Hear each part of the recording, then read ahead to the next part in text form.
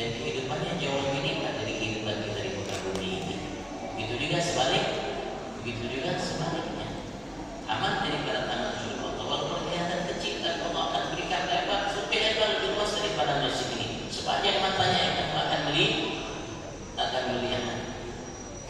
Dan setiap hari bagi orang yang berbahagia dia akan diperlihatkan oleh Allah Subhanahu wa taala tempatnya di surga Allah Subhanahu wa taala. Tapi yang dia dapatkan seperti itu hasil daripada yang dia lakukan ketika dia hidup di atas dunia. Alhamdulillah kita punya Tuhan Allah. Allah tidak namanya sempitkan bagi kita untuk kita bersenang-senang. Alhamdulillah dibuka oleh Allah Subhanahu. Cuma Allah mengasih ada batasnya.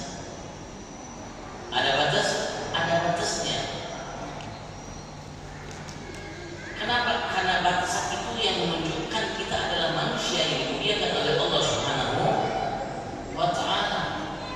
Kita tidak sama dengan binatang. Kalau binatang tidak ada batasnya. Jangan sampai kita campakkan diri kita seperti binatang. Yang Allah nyatakan laqad khalaqnal insana fi ahsani taqwim tsumma radadnahu asfala safilin. Siapa yang membalikkan dirinya dari yang paling tinggi dari ahsan itu, yang paling indah, yang paling mulia itu, sampai yang paling rendah dari yang paling rendah, ya kita sendiri.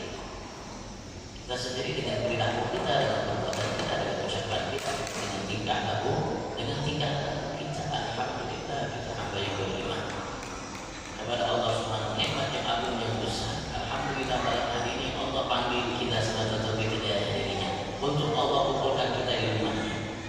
Salah satu taman daripada taman surganya.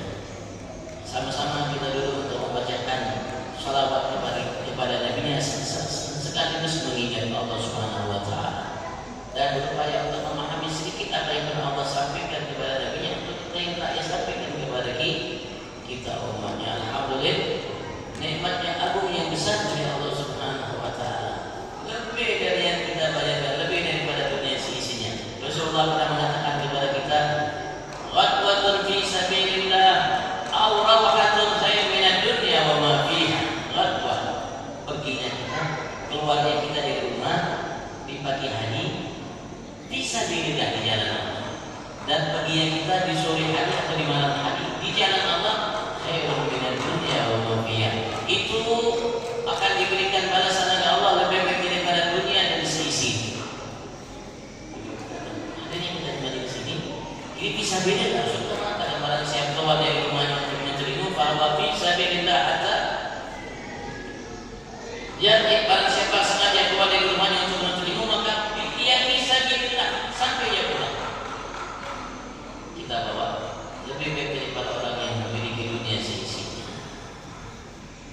Pulang, bawa pulang pahala haji umrah, bawa pulang ampunan dari Allah Subhanahu wa taala, bawa pulang lebih baik daripada seorang salat 1000 rakaat, lebih baik daripada seorang menyembuh 1000 yang sakit, mengantar 1000 jenazah. Kita pulang, Allah Subhanahu wa taala akan bagi kita jalan menuju surga dan berbagai macam karunia nikmat yang Allah berikan. Alhamdulillah.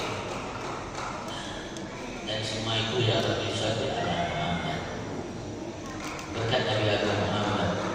Makanya kita dituntut oleh para ulama kita untuk bersalawat kepada Nabi Muhammad. Kenapa Allah wajibkan kita untuk bersalawat kepada Nabi Muhammad? Kenapa Allah sendiri dan para malaikat Allah perintah untuk bersalawat kepada Nabi Muhammad sebelum Allah panggil dan perintah kita hamba yang beriman untuk bersalawat kepada Nabi Muhammad? Karena sumber nikmat yang Allah berikan bagi semua Nabi Muhammad. Allah mengatakan wasyukuru nikmatallahi in kuntum iyyahu ta'budun. Malaikati jibril rusul manusia ibad saja. Wasyukuru nikmatallah, syukuri dan satu nikmat Allah ini Nabi Agung Muhammad. Yang namanya sumber segala nikmat yang Allah berikan. Satu nikmat ini sumber segala nikmat yang Allah berikan bagi semua makhluk Allah. Bagi kalangan para nabi, syukuran mereka, kalangan malaikat dan kalangan bangsa jin dan semua makhluk Allah yang menciptakan. Bahkan namanya bernama batu atau pepohonan. Sumber nikmat yang Allah berikan ini satu manusia makhluk ini Nabi Agung Muhammad. Allah mengatakan kepada kita manusia untuk iyyahu ta'budun. Jika kalian betul-betul hanya kepadanya Allah selalu menyembah. Ikuti syukuri, ikuti syukurnya, saya mengikuti jalannya. Maka Allah Subhanahu wa taala perintahkan kita untuk berselawat kepada Nabi Muhammad, karena Allah tahu kita tidak akan mungkin dengan melakukan apapun mampu mensyukuri satu nikmat ini yaitu Nabi Abu Muhammad. Maka Allah berikan bagi kita bersalawat, artinya salawat doa kita kepada Allah, harapan kita kepada Allah Subhanahu wa taala. Allah yang balaskan balas jasa dan budi, balaskan jasa dan budi Nabi Muhammad dan kebaikan yang diberikan oleh Nabi Muhammad kepada kita sebagai umat. Jadi ya Rabbi shalli ala Muhammad, ya Tuhan Nabi Allah, limpahkanlah salawat dan kasih Nabi Abu Muhammad. Berikan rahmat sebagaimana layak untuk didapatkan oleh beliau atas semua jasa yang telah ia berikan kepada aku dan semua. Nah, ya Rabbi